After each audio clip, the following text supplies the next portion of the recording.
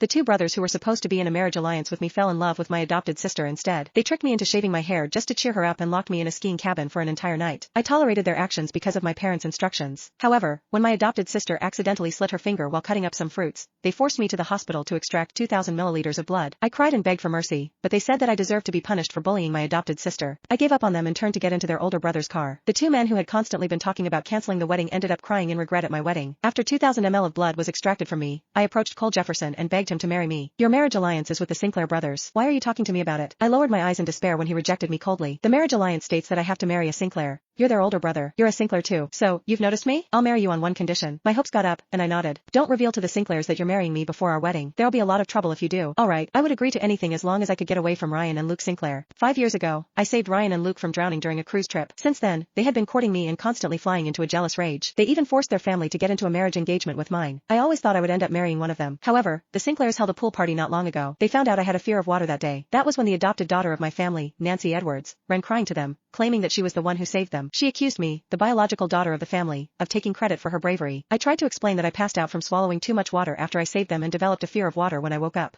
I had not dared to swim since then. Although I provided evidence with a doctor's diagnosis report, they did not believe my words. They accused me of being the world's most unscrupulous heiress. Not only did I bully my adopted sister, but I even took credit for her good deed. I deserved to die in their eyes. I was not a clingy person. I begged my parents to cancel the engagement, but they wanted to be associated with an influential and powerful family like the Sinclairs and only instructed me to focus on preparing for the wedding no matter how hard I cried and begged. There was no other choice. I tried to be nice to the Sinclair brothers, but all I received in return were insults and bullying that were worse than the last. One time, Nancy's fringe was ruined by a hairstylist. To cheer her up, they tricked me into believing they had cancer and needed chemotherapy. They wanted my hair for a wig as I was their fiancé and it would be considered a wedding present for them. I shaved off my hair, which I loved a lot, as promised, but all they did after that was laugh at me while holding Nancy in their arms. You live up to the name of being a scheming woman who wants to climb the social ladder. You're really determined to get what you want. How could you do such a cruel thing to yourself? Do you think you can make us like you because of this? Too bad you're nothing compared to Nancy. You're just garbage that likes to take another person's credit. It doesn't matter that we're engaged. The moment you marry into the family, you would have stepped into hell. Nancy trampled on the strands of my black hair, which was littered all over the floor, with contempt. Her eyes were filled with disdain for me. No one was around to protect me back then, so I had no choice but to let you bully me. Things have changed between us now. It doesn't matter who your husband will be in the future. He'll only love me. With that, the three laughed happily. However, there was one thing they forgot. Ryan and Luke were not the only Sinclairs in their generation. They had another older brother who had long been forgotten, Cole. It finally felt like my life had gotten on the right track after I got out of Cole's car. Nancy kept creating trouble as the wedding date got nearer. Every time she flew into a temper, the Sinclair brothers would torture me just to cheer her up. It drained me mentally and emotionally. I was really exhausted. I might have promised Cole not to reveal that I was getting married to him, but I still decided to stop running after the Sinclair brothers and begging them to love me. When I pushed the door open, Nancy was twirling while dressed in my wedding gown. Ryan and Luke were smiling at her. Their love for her was so obvious. They pursed their lips at the same time when I entered. Didn't you pretend to pass out to get hospitalized? You acted like you had anemia and refused to donate your blood this morning.